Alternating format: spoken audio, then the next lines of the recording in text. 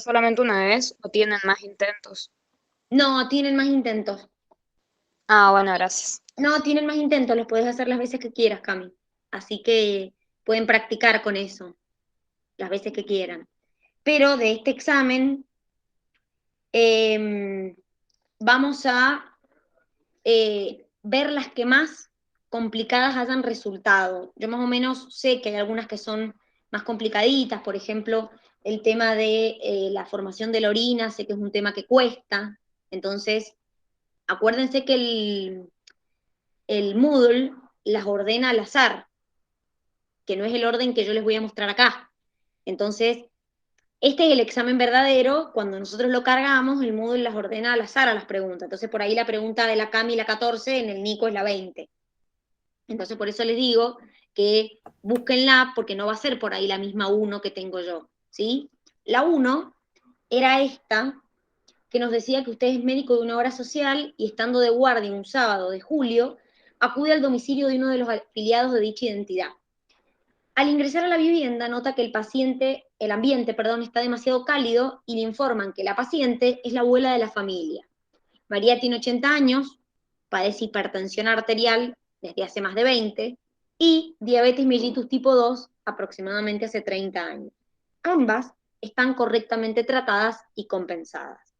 En esta ocasión, María presenta un cuadro de decaimiento, somnolencia y cefalea.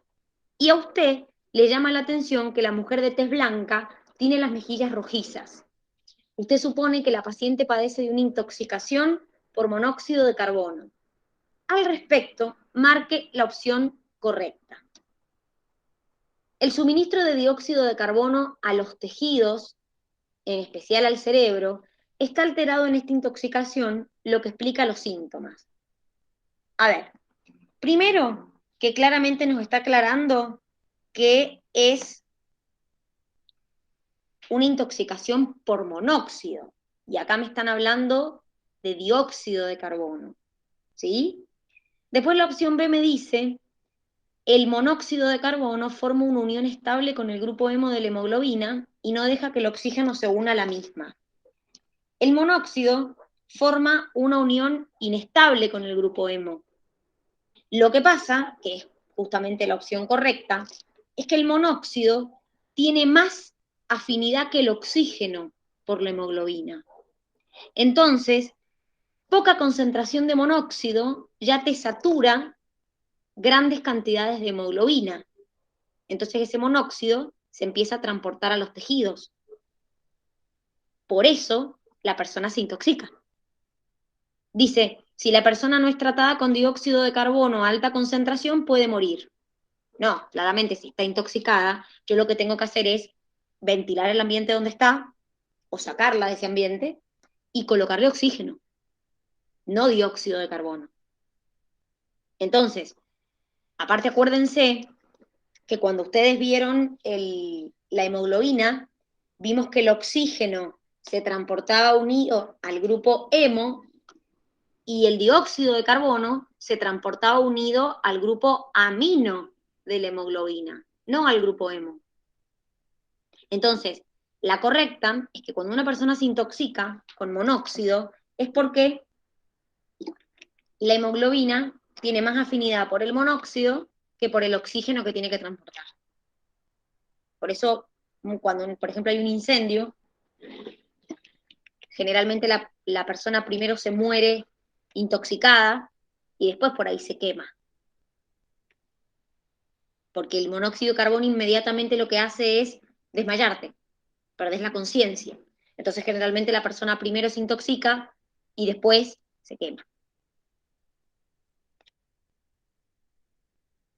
Después, respecto a esto, esta pregunta dice, los tejidos que recubren las superficies internas y externas del cuerpo se denominan epitelios. Estas pueden desarrollar especializaciones y distinta configuración dependiendo del lugar en el cual se encuentran. Con respecto al epitelio respiratorio, podemos decir que las cavidades nasales tienen epitelio plano, estratificado, queratinizado. ¿Se acuerdan qué epitelio tenía la nariz?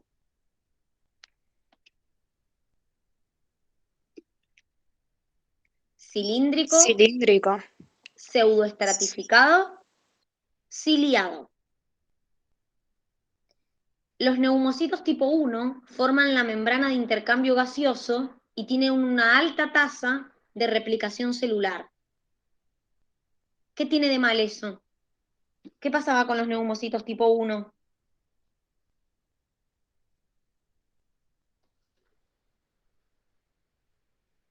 Que no se podían replicar.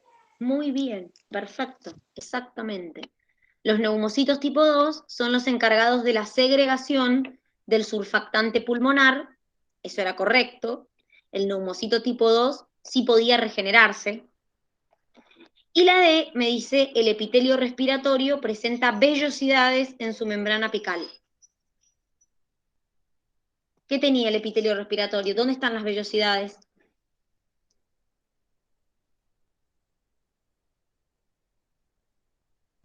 Las vellosidades están en el intestino, aumentando la superficie de absorción. En el epitelio respiratorio lo que tengo son cilios, no vellosidades. Por eso es incorrecta la D. Esta me hablaba de los receptores, que me dice que, por ejemplo, en el bulbo raquídeo se encuentra el centro cardiorrespiratorio, que tiene influencia en la frecuencia respiratoria y cardíaca, y en base al procesamiento de la información que llega a sus receptores. Respecto a los receptores que detectan presión de oxígeno, de dióxido y protones, nos pedía lo correcto.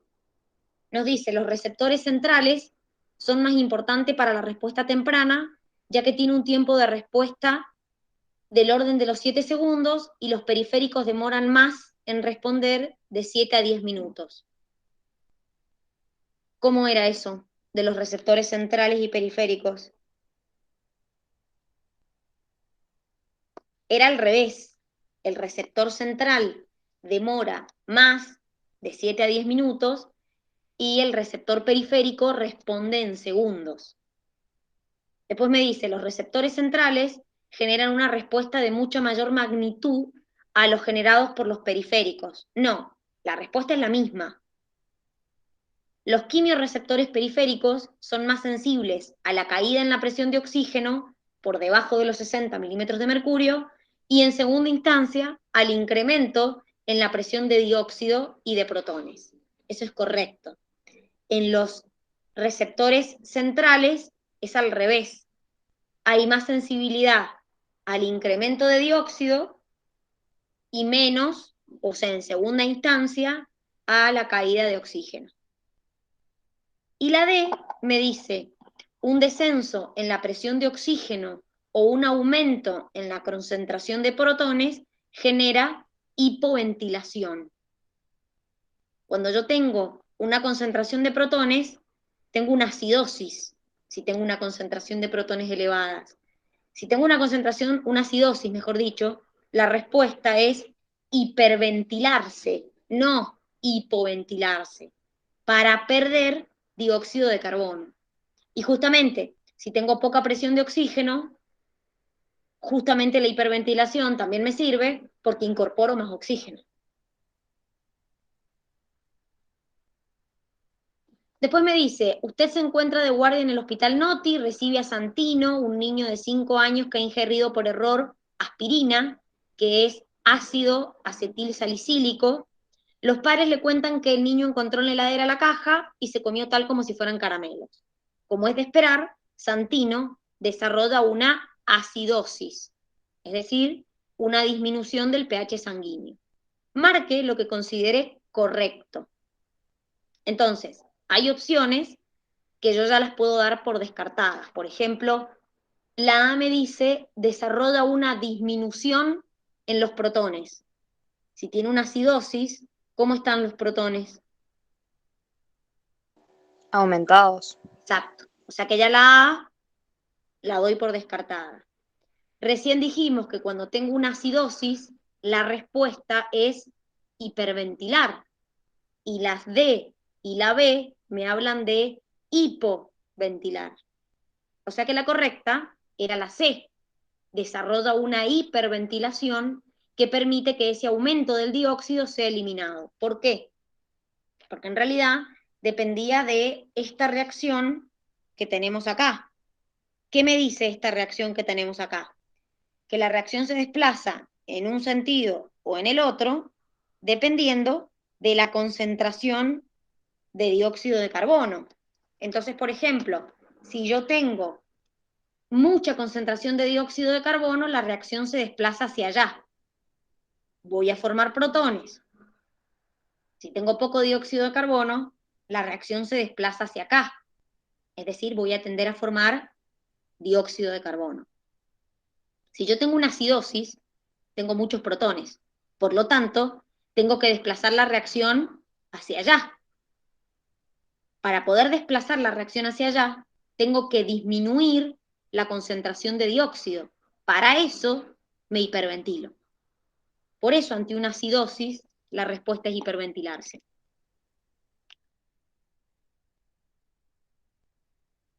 Entendiendo el principio de movimiento de gases, ¿qué sucedería con una botella vacía que se cierra en Mendoza y se reabre en el Aconcagua? ¿Cómo es la presión acá? Estamos a menos altura que en el Aconcagua. ¿Cómo es la presión? Más alta. Exacto. Y me voy a la Aconcagua, tengo más altura y hay. Disminuye la presión. Entonces, cuando abro la botella, los gases, ¿para dónde van? ¿Cómo se mueven los fluidos, el aire? ¿Se mueve desde donde hay? Y, o sea, se va a salir de la botella. Exacto, porque tengo más presión dentro de la botella y menos presión en el ambiente. Va de donde hay más presión a menos presión. Un hombre tiene un ataque de pánico, por lo que comienza a respirar de forma rápida y profunda, poco profunda. Indique lo correcto.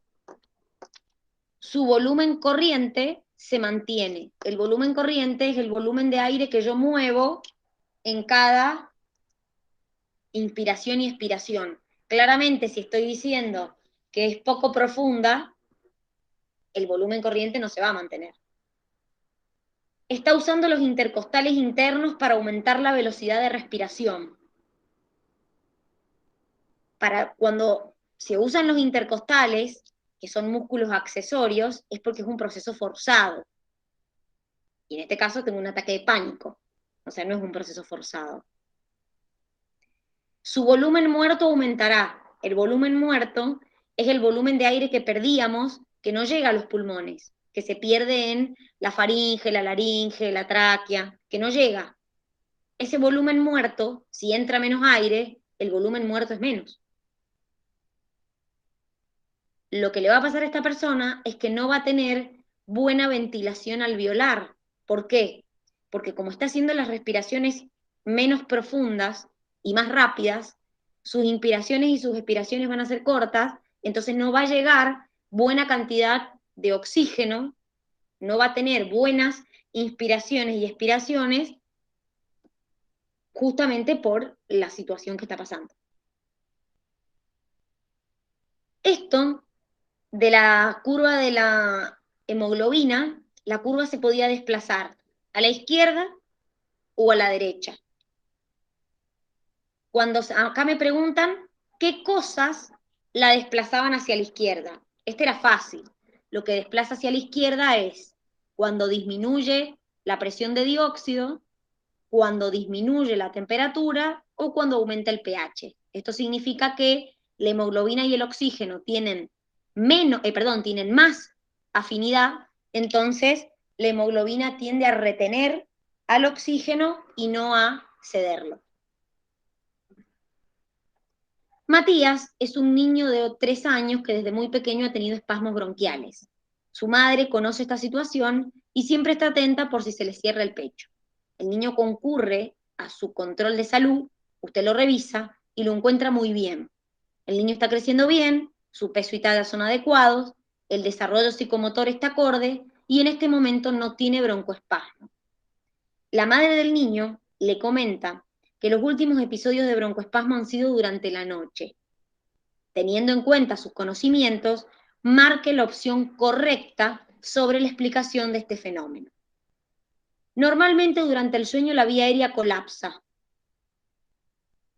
¿Qué pasaría si colapsara la vía aérea cuando nos dormimos? Y no podemos respirar. Exacto. O sea que no sería posible eso. Durante la noche predomina el tono simpático que ocasiona broncoconstricción. A ver, supongamos que no sabemos lo que es el tono simpático. Claramente, cuando se activaba el sistema nervioso simpático, ¿me producía broncodilatación o broncoconstricción?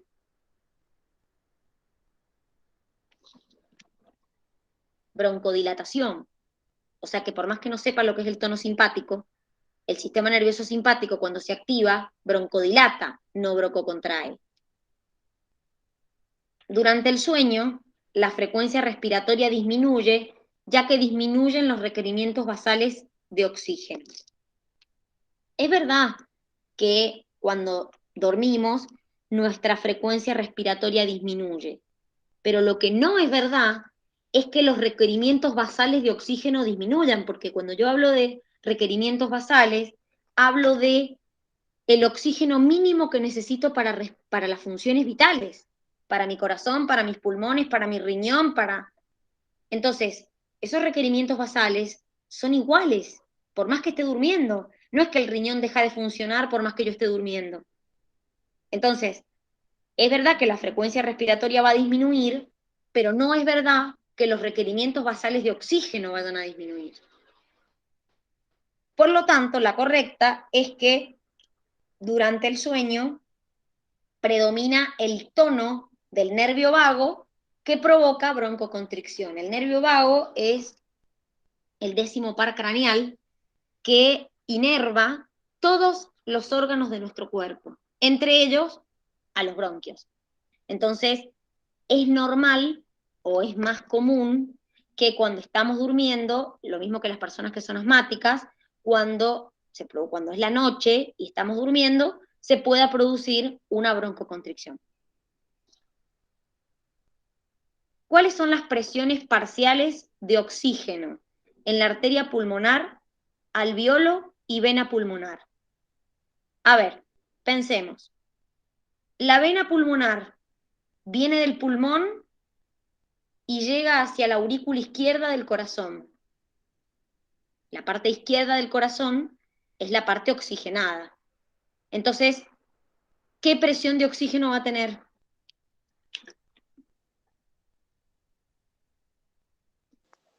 Y más que ¿Cuánto era el balón de la presión parcial de oxígeno? 100. 100. Ajá. 100 milímetros de mercurio. Esa sangre que llega a la aurícula izquierda, ¿No eran 160? no es 100, Ah, bueno. es 100 de oxígeno de presión parcial y 40 de dióxido de carbono. Entonces, la sangre llega por las venas pulmonales a la aurícula izquierda, pasa al ventrículo izquierdo y sale por la arteria aorta. Esa sangre que hace todo ese recorrido tiene 100 presión parcial de oxígeno, 40 presión parcial de dióxido. Después me dice, en el alveolo, y en el alveolo, que es donde se está produciendo el intercambio gaseoso, también es 100 de oxígeno. ¿Y qué pasa con la arteria pulmonar? ¿De qué ventrículo salía la arteria pulmonar?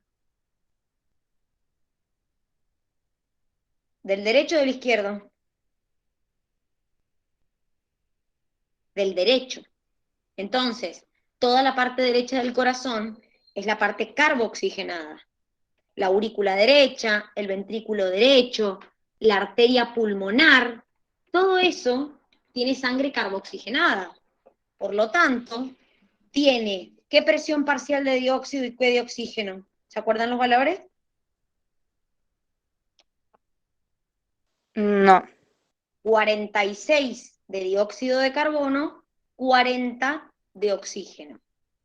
Quiere decir que en la arteria pulmonar tengo 40 de oxígeno y en el alveolo y en la vena pulmonar 100. Cuando la sangre está saturada en oxígeno, que es toda la aurícula izquierda, ventrículo izquierdo, arteria aorta, vena pulmonar, alveolo, todo ese recorrido es 100 de oxígeno, 40 de dióxido. Toda la parte derecha, es decir, venas cava superior e inferior, aurícula derecha, ventrículo derecho, arteria pulmonar, que es toda la parte carboxigenada, es 46-40. Es decir, 46 de dióxido de carbono, 40 de oxígeno. La hemoglobina es un pigmento respiratorio que se encuentra en los glóbulos rojos y se encarga del transporte de oxígeno.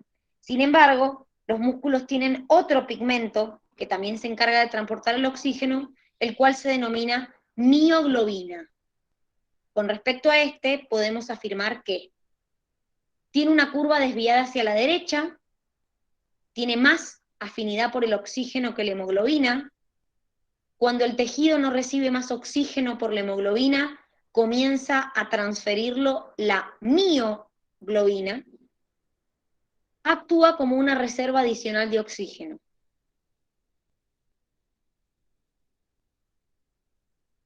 ¿Por qué está incorrecta la A? Porque la mioglobina, como tiene más afinidad por el oxígeno, tiene una curva desviada hacia la izquierda, porque tiene más afinidad por el oxígeno que la propia hemoglobina.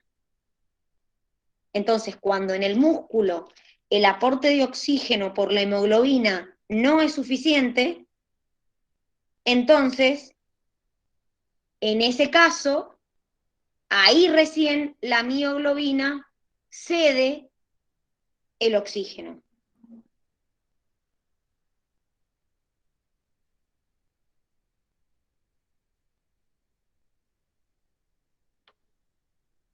En el cefalocordado branquiostoma, el agua ingresa por la boca y es expulsada a través de las hendiduras branquiales. Este es un ejemplo de que las branquias de los vertebrados cumplieron en su origen evolutivo otra función. La función que tenía era alimentaria. Las branquias primero cumplieron una función alimentaria y después cumplieron una función respiratoria.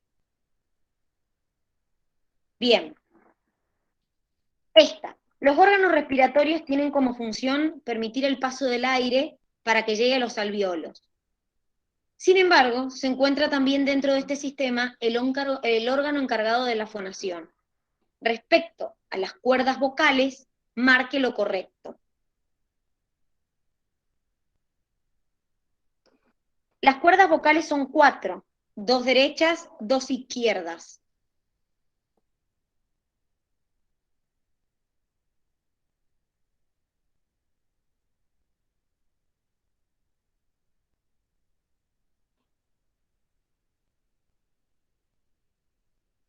No, son 2.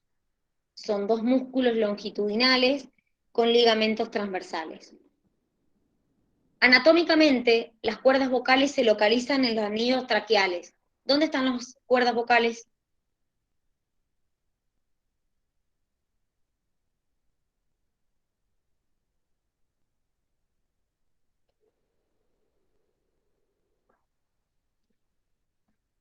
En la laringe, no en la tráquea. En la expiración forzada, las cuerdas vocales se juntan en la línea media. No, la correcta es que durante la inspiración las cuerdas vocales se mantienen separadas y cuando vamos a hablar se juntan durante la expiración. Esta. Martín es un estudiante de la carrera de guía de montaña. Una de sus primeras experiencias de ascenso es al Cerro Tupungato. Ya habiendo ascendido durante varias horas, el segundo día de ascenso y a una altura de 4000, Martín comienza a sentirse mareado, sus compañeros notan que está confuso, hiperventila y algunos minutos y finalmente se desmaya. Al respecto, marque la opción correcta. El cuadro se debe a una disminución del porcentaje de oxígeno ambiental. Cuando nos vamos a la Concagua, ¿hay menos porcentaje de oxígeno en el aire?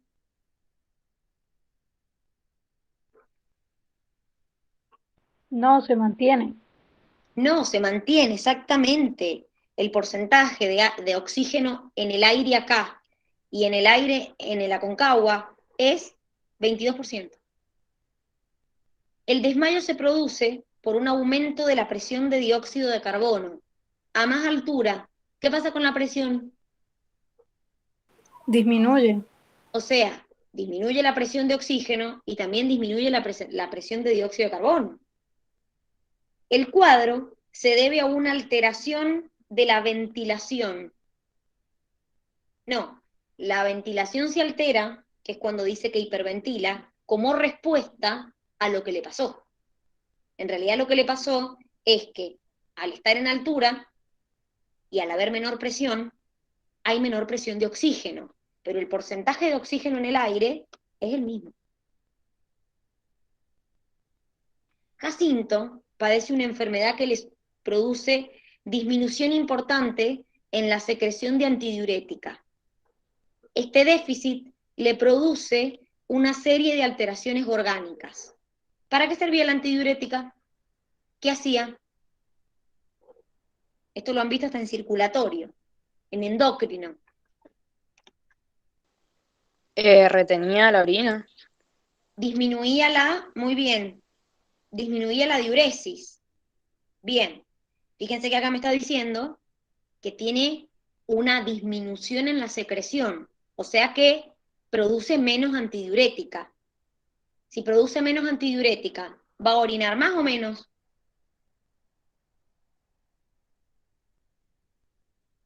Más. Más. Más. Entonces, vamos a las opciones. Aumenta la presión arterial debido al aumento del volumen plasmático.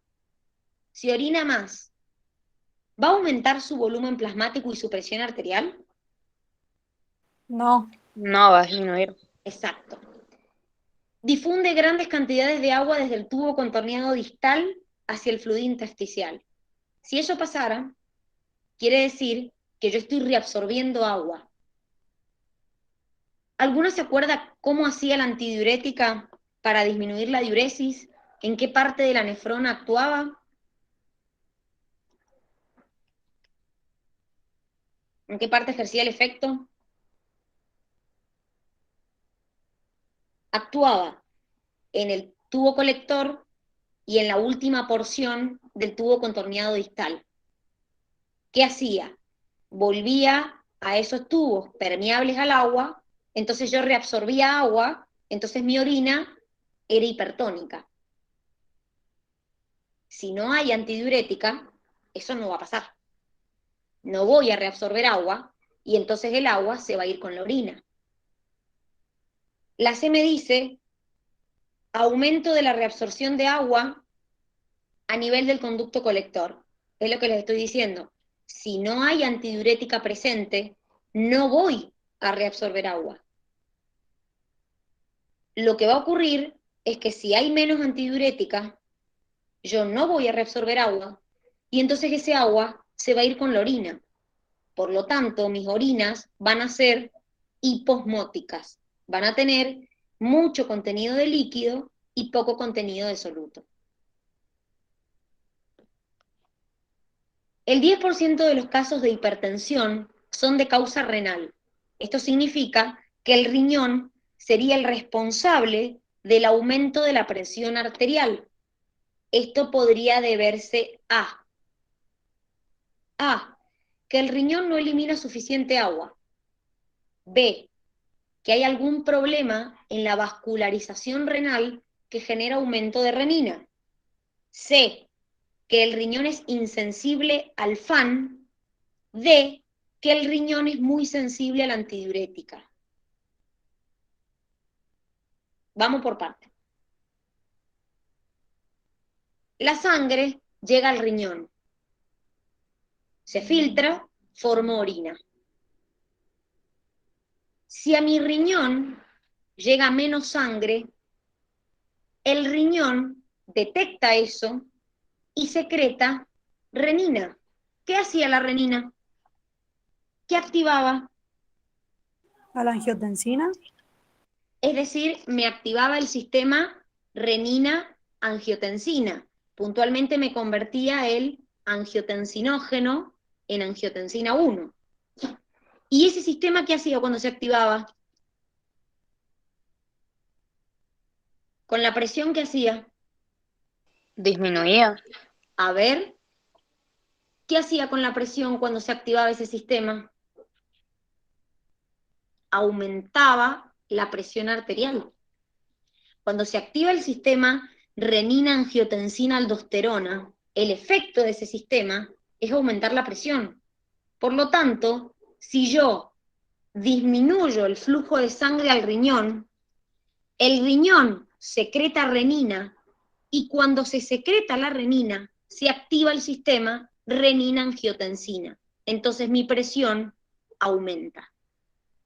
Entonces una persona que, por ejemplo, tiene una alteración en la arteria renal, entra menos sangre a su riñón, el riñón empieza a producir renina en forma permanente, entonces permanentemente se activa el sistema renina-angiotensina-aldosterona y permanentemente tiene la presión alta. De hecho, acá está relacionado con esto. El riñón es un órgano que se encarga de regular el medio interno y controlar la presión arterial, entre otras funciones. Acerca de su funcionamiento, indique la proposición correcta. Para concentrar la orina y permitir retener agua, el riñón hace más hipotónica su médula. De esa manera, el líquido de los túbulos sale al intersticio y es reabsorbido por los capilares peritubulares. No, la médula es hipertónica. Esto que tienen acá, que es la médula, es hipertónica. ¿Por qué es hipertónica la médula? Porque hay bombeo de sodio y cloro en toda este asa, que es el asa ascendente. Acá hay un bombeo activo y acá hay un bombeo pasivo. Y acá hay una difusión de urea. Entonces, todo esto se concentra y entonces la médula se vuelve hipertónica. ¿Qué logro con esa médula hipertónica? Que cuando la preorina empieza a bajar por acá, como este túbulo es permeable al agua, la preorina empieza a bajar, pierde agua, pierde agua, pierde agua. ¿Por qué? Por lo que dijimos recién, cuando estábamos haciendo el taller. Siempre va de lo hipotónico a lo hipertónico. Entonces, cuando la orina empieza a bajar, pierde agua, pierde agua, pierde agua. Cuando llega acá, llega concentrada. Llega la orina hipertónica. La aldosterona es una hormona que estimula la reabsorción de potasio y eliminación de sodio, y de esa manera regula el volumen plasmático.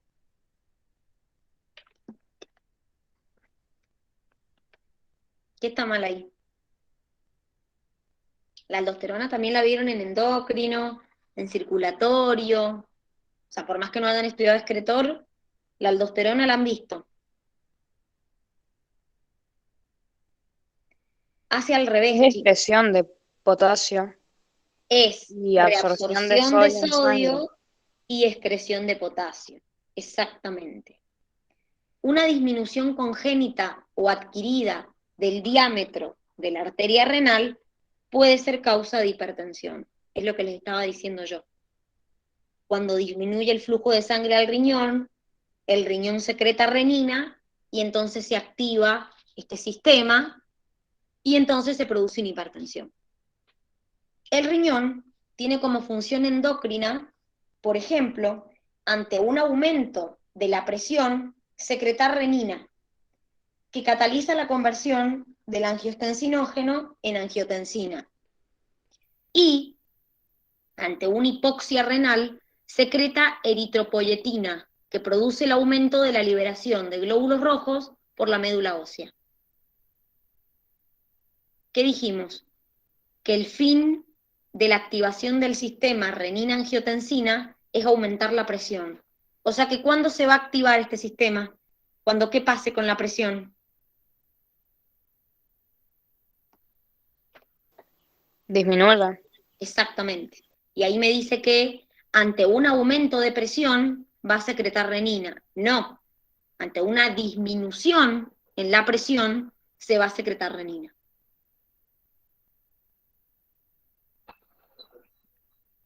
La nefrona es la unidad fundamental del riñón que permite la filtración de la orina luego de un proceso de filtración, reabsorción, secreción y excreción.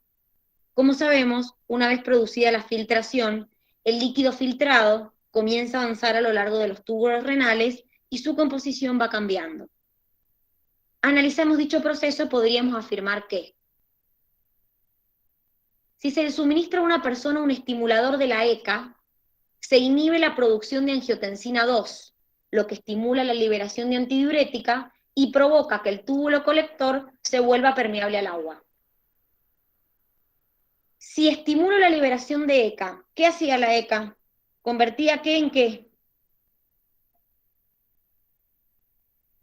Angiotensina 1 en 2. Exacto. Entonces, si yo la estimulo, voy a transformar más angiotensina 1 en 2. No voy a inhibir la producción de angiotensina 2. El transporte activo de sodio se produce en el tubo contorneado proximal, en el distal y en la rama ascendente del asa de Henle. Fíjense, acá tengo bombeo activo, acá también, y en la rama ascendente, puntualmente en la parte gruesa, hay un bombeo activo de sodio hacia el intersticio. Eso es correcto. Si una persona presenta una insuficiencia renal en forma permanente, tratará de compensar dicha alcalosis mediante una hiperventilación, lo que disminuirá la presión de dióxido y así aumentará el pH. Esto lo estuvimos repasando recién. Si tengo una alcalosis, no voy a hiperventilar, voy a hipoventilar.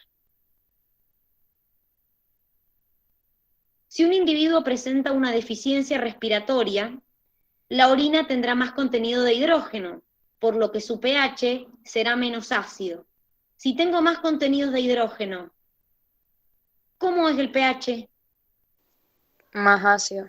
Entonces por eso esta ya la podemos descartar. Después me dice, el control de la pérdida de agua por la orina es un mecanismo importante para mantener el equilibrio hídrico del organismo, en particular para la mayoría de los animales terrestres, que no pueden darse el lujo de derrochar agua. Por ello se genera un gradiente osmótico en el intersticio de la médula renal para poder recuperar agua. Esta concentración en su parte superficial se debe a, o sea, me están diciendo que por qué acá la médula está más concentrada. Si ustedes ven las opciones, una opción me habla del tubo proximal, otra opción me habla del tubo distal, y el tubo proximal y distal ni siquiera están en la médula, están en la corteza. La opción correcta es que acá se genera más concentración en la médula porque hay un bombeo de sodio y cloro de la rama gruesa ascendente. Entonces, como se bombea sodio y cloro, acá hay más concentración de solutos. Por eso esta parte más superficial es hipertónica. ¿Ven? Reabsorción activa de sodio y cloro en la porción gruesa del asa de Henle. Fíjense que acá me hablan del proximal y distal, y estos ni siquiera están en la médula, están en la corteza. Y acá me hablan de una reabsorción de urea en el asa descendente fina. Primero que el asa descendente fina no existe, es el asa ascendente fina. Y en ese asa, que sería esta, no hay reabsorción de urea, hay secreción de urea hacia la orina.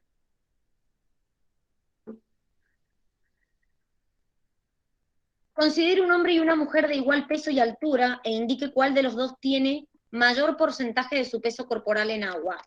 ¿Por qué el hombre? La correcta es el hombre. Si pesan lo mismo, ¿por qué el hombre tiene más agua?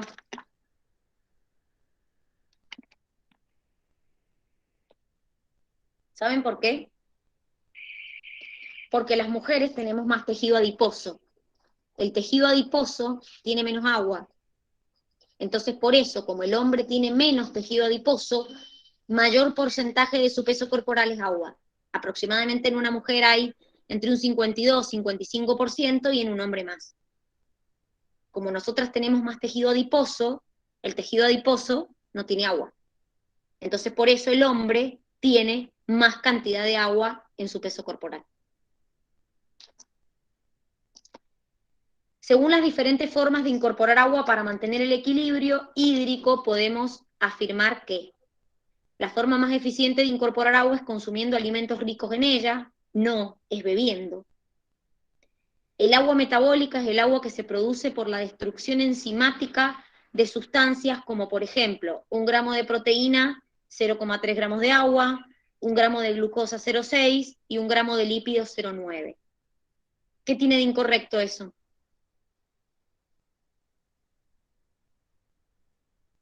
No es una destrucción enzimática, chicos. Es verdad que la proteína te aporta 0,3 de agua, la glucosa 0,6, el lípido 1,1, pero no es una destrucción enzimática, es un proceso oxidativo.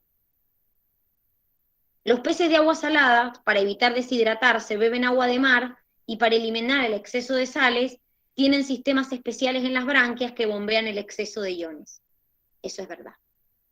Los peces de agua dulce, como el medio es hipotónico, para evitar sobrehidratarse, emiten orinas hipertónicas. No, son hipotónicas. Esta es muy parecida a la que vimos antes. Teniendo en cuenta los mecanismos de transporte de distintas sustancias a través de la membrana celular, indique lo correcto. El agua siempre se mueve por difusión pasiva, gracias a gradientes de difusión, desde un medio hipertónico a un hipotónico. ¿Qué dijimos recién? Lo estuvimos repasando en el taller. ¿El agua se mueve de dónde a dónde? Al revés. Muy bien, de lo hipotónico a lo hipertónico. El agua viaja desde un medio con alto potencial hídrico a uno con bajo potencial hídrico. O también podemos decir de un lugar de alto potencial osmótico a uno de bajo potencial osmótico. La primera parte está bien. El agua viaja de un lugar de alto potencial hídrico a bajo potencial hídrico, pero si tengo alto potencial hídrico, el potencial osmótico es bajo. Entonces se mueve del lugar de bajo potencial osmótico a alto potencial osmótico.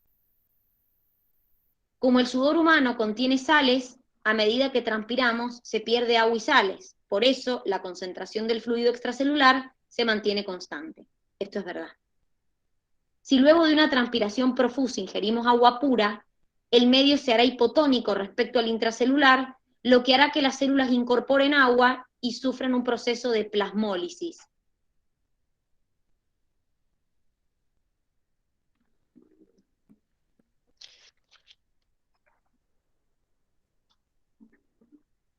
¿Qué tiene de incorrecto? La plasmólisis se produce en las células vegetales, no en las células animales.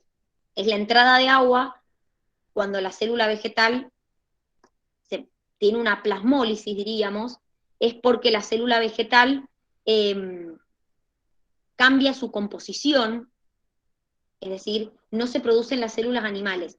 En la célula vegetal, cuando la célula se llena de agua, se llama turgencia. En la célula vegetal estoy hablando, ¿sí? Y cuando pierde agua se llama plasmólisis. Pero es en la célula vegetal, no en la animal.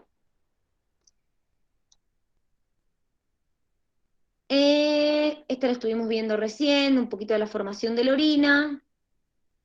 Los sistemas de excreción de los vertebrados dependen principalmente del sistema urinario, donde el riñón es el órgano responsable de la filtración de la sangre. Respecto a la anatomía renal, los riñones son órganos pares que se encuentran a ambos lados de la columna vertebral, detrás del hígado y del estómago.